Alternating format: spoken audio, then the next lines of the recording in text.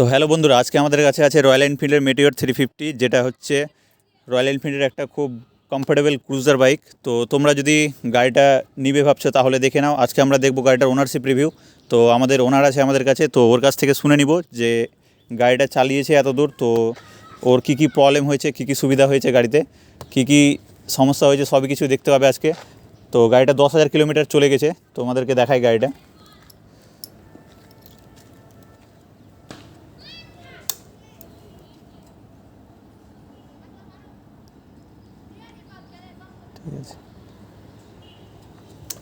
তো দেখতে পেলে গাড়িটা 10,000 কিলোমিটার চলে গেছে। তো 10,000 কিলোমিটার চালানোর পরে ওনারশিপ আমাদেরকে আজকে রিভিউ দিবে। তো তোমরাও দেখো, ভিডিওতে শেষ পর্যন্ত দেখতে থাকো। যদি তোমরাও নিতে চাও তাহলে অবশ্যই জানতে পারবে যে এতে কী কী প্রবলেম হচ্ছে বা কী কী সুবিধা পাচ্ছে ওনার। যেটা যদি তোমরা লং ট্যুরে যদি জন্য ভাবছো নিয়ে যাওয়ার জন্য, তাহলেও সেটাতেও তোমাদের সুবিধা হবে। তোমরা জানতে পারবে যে কী কী প্রবলেম হয়েছে।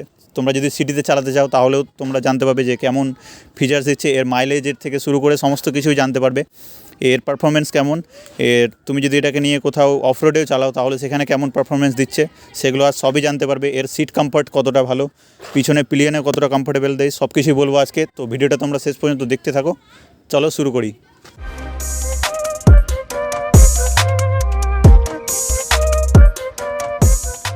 তো তোমরা দেখতে পাচ্ছ গাড়ি ওনার চলে এসেছে। তো এবার জিজ্ঞেস করি যে গাড়িতে ওর কী কী প্রবলেম হয়েছে বা কী কী সমস্যা হয়েছে। তো প্রথমে আমরা দেখে নেব যে গাড়িটার দাম কত পড়েছিল, ওনার কাছ থেকে জেনে নিই আমরা। গাড়িটার দাম পড়েছে 2,40,000 টাকা। আচ্ছা, তো শুনতে পেলে গাড়িটা অন রোড মানে 2,40,000 পড়েছিল, হ্যাঁ, তাই তো? On road 2,40,000। আর এটা উইদাউট অ্যাক্সেসরিজ না এমনি মানে নর্মাল গাড়ির দাম? আচ্ছা, আর পুরো অ্যাক্সেসরিজ লাগিয়ে পুরো দামটা কত পড়েছে? ওই 2,00,000 2,50,000 সামথিং। আচ্ছা, 2,50,000। তো দেখতেই পেলে তোমরা অ্যাক্সেসরিজ কী কী লাগানো আছে এতে? এক্সারসাইজ আমি খুব একটা বেশি লাগাইনি, যেটা লেগ গার্ড লাগানো হয়েছে। দেখতে পাচ্ছ, হ্যাঁ, লেগ গার্ড লাগিয়েছি। আর এটা পেছনের যেটা ব্যাক রেস্ট বলে, এটা ব্যাক রেস্টটা লাগানো হয়েছিল। আর বেশি কিছু আমি লাগাইনি। হ্যাঁ, ব্র্যান্ডেড রয়্যাল এনফিল্ডের ব্র্যান্ডেড লাগানো হয়েছে। ঠিক আছে, আর কি লাগানো আছে? আর একটা মোবাইল হোল্ডার লাগিয়েছি আমি নর্মালি, এটা কোনো ব্র্যান্ডেড নয়, লোকাল মার্কেট থেকে নিয়ে লাগিয়েছি। আর অ্যাক্সেসরিজ বলতে ব্যাক হুক লাগিয়েছি একটা লোকাল মার্কেট থেকে, এটাও। আর নিচে আর অ্যাক্সেসরিজের মধ্যে সামগার্ড লাগিয়েছি। হ্যাঁ, সামগার্ড লাগিয়েছি। সামগার্ডটা মোটামুটি ওই 3,000 সামথিং দাম আছে। তো এটা খুব ভালো একটা জিনিস, মানে তোমার ইঞ্জিনটাকে প্রোটেক্ট করে রাখবে। তো গাড়ি নিলে অবশ্যই এটাকে লাগানো দরকার, তোমরা লাগিয়ে নিবে এটা। তোমরা এর গাড়ির দামটা শুনলে এবং কী কী অ্যাক্সেসরিজ লাগিয়েছে সেগুলো বললো আমাদের ওনার। তো গাড়িতে তোমরা 350cc ইঞ্জিন পেয়ে যাবে। তো সেখানে অনেকটাই পাওয়ার দিবে, এটা লো এন্ড টর্ক খুব অনেকটা বেশি। তো শুনে নিই ওনার কাছ থেকে যে গাড়িটা নিয়ে যে ও যখন সিটিতে চালায় বা হাইওয়েতে চালায় তো সেইখানে কেমন পারফরমেন্স দেয় বা ওর কোনো অসুবিধা হয় কিনা চালাতে, সেগুলো আমরা দেখে নিব। তো সিটিতে যখন এটা নিয়ে যাও তখন তোমার মানে কেমন অসুবিধা হয় বা কেমন লাগে চালাতে? সিটিতে যখন গাড়িটা নিয়ে যাই তখন ভালোই লাগে, কিন্তু সিটির জন্য এই গাড়ি নয় আমি বলবো। কারণ আমি যা চালিয়ে দেখলাম, আমি 10,000 কিলোমিটার এই গাড়ি চালিয়েছি এবং 1 বছরের অভিজ্ঞতা আছে আমার এই গাড়ির উপরে। তো এই গাড়ি লংয়ের জন্য খুব সুন্দর গাড়ি। এবং মানে মেটিওর, আমি তো হান্টারও চালিয়েছি, কিন্তু মেটিওর কমফোর্টেবলটা খুব সুন্দর মেটিওরে। তো এতে বসতে খুব সুন্দর লাগে এবং আরাম লাগে, ঠিক আছে। তো হ্যাঁ, সিটটা অনেক কমফোর্টেবল, মানে সিটটা এর অনেকটা কমফোর্টেবল।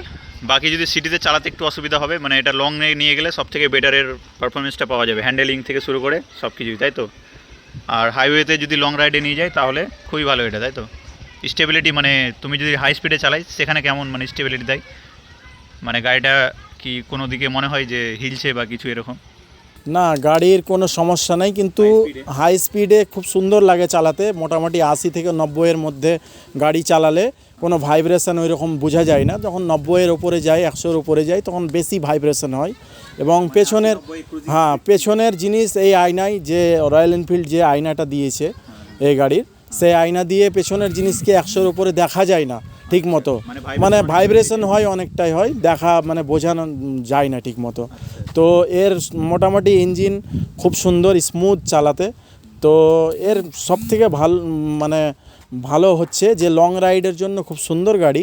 আর এর ব্রেকিং সিস্টেমটা যদি রয়্যাল এনফিল্ড আরও ভালো করতো তাহলে খুব সুন্দর হতো, কারণ এর ব্রেকিং সিস্টেমটা আমার মোটেই মানে ভালো লাগে না।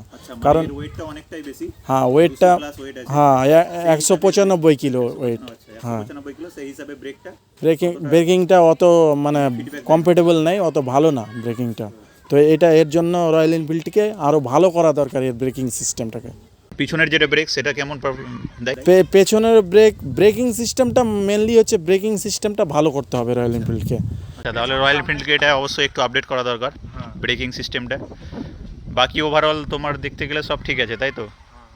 আচ্ছা, এবার আমরা দেখে নেবো যে গাড়িটার মেনটেন্যান্স খরচ কেমন। মানে তোমরা যদি এটা নাও তাহলে গাড়িটাতে মেনটেন্যান্স খরচা, সার্ভিস খরচা কেমন পড়বে, কোনো পার্টস যদি তোমাদের প্রবলেম হয় বা ভেঙে যায় কোনো কিছু, তাহলে সেখানে কেমন খরচা পড়বে, তো সেগুলো শুনে নিই ওনার কাছ থেকে। তো প্রথমে শুনবো যে এর মেনটেন্যান্স সার্ভিস কত, এর ফ্রি সার্ভিস কটা? ফ্রি সার্ভিস হচ্ছে 3টে। সব কি কমপ্লিট হয়ে গেছে ফ্রি সার্ভিস? হ্যাঁ 3টে কমপ্লিট হয়ে গেছে। আচ্ছা, ফ্রি সার্ভিস কমপ্লিট। তো সেখানে কতটা পড়েছিল ফ্রি সার্ভিসে? ফ্রি সার্ভিসে মানে যেটা সার্ভিসিং চার্জ সেটা লাগেনি, বাট যেগুলো প্রোডাক্ট লেগেছিলো গাড়িতে, যেমন ইঞ্জিন অয়েল লেগেছিলো, তারপর সার্ভিস কিট লেগেছিলো, এগুলো মোটামুটি 1800 থেকে 2000-এর মধ্যে সার্ভিসে খরচা হয়েছিল। মেনলি ফ্রি সার্ভিসেস, মানে লেবার কস্টটা লাগে না, বাকি অ্যাক্সেসরিজ যা লাগবে, যা গাড়িতে লাগবে সব কিছুর দাম অ্যাড করা হয়। তো সেইখানে তোমরা কত 18 থেকে 2000-এর মধ্যে হয়ে গেছে? আচ্ছা, তো ফ্রি সার্ভিস এখন শেষ হয়ে গেছে, তো এখন তোমাদেরকে এখন তাহলে পেড সার্ভিস যেগুলো হবে সেগুলো শুরু হবে, তাই তো? আচ্ছা, আর গাড়ির যে পার্টসগুলো আছে, মানে ধরো ব্রেক প্যাড বা ব্রেক শু বা যে মিরর আছে গাড়িতে, কোনো যদি পার্টস, এর কস্টিংটা কেমন, মানে এর কি দামটা বেশি? মানে কোনো পার্টস যদি ধরো ভেঙে যায় তাহলে এটা চেঞ্জ করতে গিয়ে কি আমাদের বেশি টাকা লাগবে, না একটা মোটামুটি এভারেজের মধ্যে হয়ে যাবে? পার্টসের দামটা কেমন? এর পার্টসের দামগুলো একটু বেশি, আমার মনে হচ্ছে যে একটু বেশি। তো ব্যাপার হচ্ছে যে পার্টস খুব ভালো পার্টস, এগুলো শক্ত পার্টস, এগুলো দরকার পড়েনি। আমি 10,000 কিলোমিটার গাড়ি চালালাম, তো সেই রকম কোনো অ্যাক্সেসরিজ আমাকে আলাদা করে লাগাতে হয়নি, ঠিক আছে? মানে দরকার পড়েনি, সেগুলোই চলছে। আর মানে পার্টসের দামগুলো একটু বেশি আছে এর, মানে নর্মাল থেকে একটু বেশি, যা মার্কেটে চলছে সেটা তো বেশি। গাড়ি তো অবশ্যই একটু দামটা বেশি হবে। তোমরা যদি এই দামে গাড়ি নাও অবশ্যই একটু মেনটেন্যান্স খরচাটাও সেরকম হবে। তো তোমরা সেই হিসাবে দেখে নিবে গাড়ি। আর বাকি এর কোয়ালিটি যদি বলি তাহলে সব দেখতেই পাচ্ছ এই মেটালের, তো সেই হিসাবে কোনো অসুবিধা হবে না। এর পিছনে মাডগার্ডটাও মেটালের আছে, সামনেরটা আছে আপনার প্লাস্টিক ফাইবার, সামনে ফাইবার। আচ্ছা, কিন্তু ফিলটা পুরো মেটালের মতোই, পুরো হার্ডই, একদম শক্ত। গাড়িটা তুমি যখন লং রাইডে কোথাও নিয়ে গেছো অবশ্যই?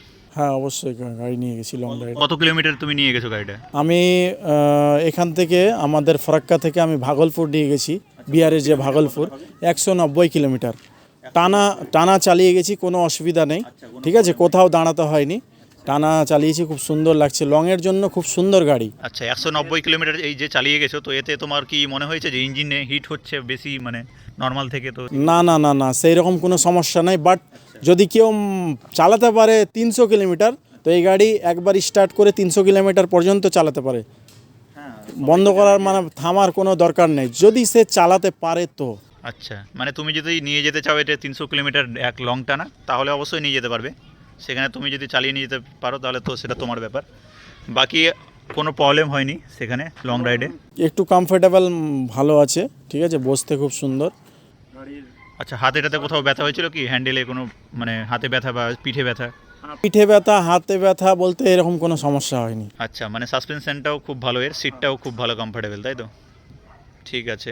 তো লং রাইডে তোমার এতে যে হেডলাইট ইউজ করা হয়েছে, মানে লাইট সেট আপ আছে, সেটাতে কোনো অসুবিধা হয়েছে নাইটে? না, সেই রকম কোনো অসুবিধা নেই, কিন্তু যদি মনে করো যে লংয়ে যাব তাহলে এক্সট্রা একটা ফগ লাইট লাগানো দরকার আছে, কারণ গাড়ি যখনই 100-র উপরে স্পিড ধরবে গাড়ি, তখন কিন্তু ফগ লাইটের প্রয়োজন আছে। গাড়িতে হ্যালোজিন আছে সামনে? হ্যাঁ হ্যাঁ, সামনে হ্যালোজিন আছে, ঠিক আছে, কিন্তু খুব ভালো লাইট দেয়। হ্যাঁ, হ্যালোজিন, সামনে ইন্ডিকেটরটাও দেখতে পাচ্ছ? ইন্ডিকেটর আছে, হ্যাঁ হ্যালোজিন। এটা নর্মাল যদি চালাও তাহলে ঠিক আছে। এবার তোমরা যদি লংয়ে যাও বা একটু স্পিডে চালাতে চাও তাহলে সেখানে তোমাকে এক্সট্রা লাইট, ফগ লাইট লাগাতে হবে। এখানে লাগানো আছে দেখতে পাচ্ছ, দাদা এখানে ফগ লাইট লাগিয়ে রেখেছে দুটো, ডবল ফগ লাইট।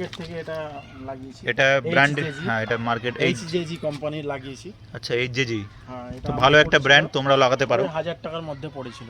তো তুমি যখন লং রাইডে নিয়ে গেছো তো সেখানে কি তুমি সিঙ্গেল গেছিলে না তোমার সাথে পিছনে কেউ বসেছিল পিলিয়ন? আমার সঙ্গে পেছনে একজন বসেছিল।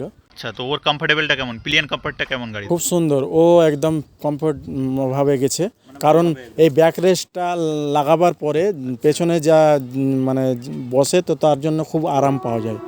এটার জন্য না, হ্যাঁ একটু কমফোর্ট কম ছিল, মানে যখন গাড়িটা মানে গতিতে উঠতো তখন পেছনের মানে একটু ঝাঁকুনি টাইপের আসতো, পড়ে যাওয়ার ভয় থাকতো। হ্যাঁ, তার জন্য ব্যাক রেস্টটা লাগিয়েছি, খুব সুন্দর কমফোর্ট আছে, কোনো অসুবিধা নেই। সেই ক্ষেত্রে একদম নিশ্চিন্ত আপনারা এই বাইক নিতে পারেন। তো গাড়িতে 15 লিটারের ট্যাঙ্কের সাথে কতটা মাইলেজ দিচ্ছে সেটা শুনে নিই ওনার কাছ থেকে। তো মাইলেজটা কেমন, মানে সিটিতে যখন চালাই বা সেখানে মাইলেজটা কেমন, আর যদি লং রাইডে যাই সেখানে মাইলেজটা কেমন দেয়? সিটিতে চালালে এই গাড়ি আমি মাইলেজ তো সেইভাবে টেস্ট করতে পারিনি, তো আমি ফুল ট্যাঙ্ক করে মাইলেজটা দেখেছিলাম, আবার তেল ফিল আপ করে। তো সিটিতে চালিয়ে 30, 31, 32 এরকম দেয়। আর লংয়ে যদি চালাই, আমি বেশি স্পিডে চালালে ওই 30-32ই পাওয়া যায়, এবং যদি আমি 80-র নিচে চালাই, সিঙ্গেলে চালাই, তাহলে মোটামুটি 35 মাইলেজ দেয়, পেয়েছি আমি যেটা।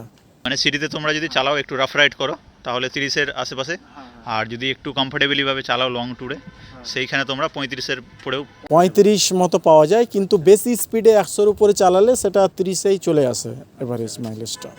শুনতেই পেলে মাইলেজ, ওভারঅল মাইলেজ। তো মাইলেজের দিক থেকেও যদি তোমরা নিতে চাও তো সেই হিসাবে তোমরা দেখে নেবে গাড়িটা।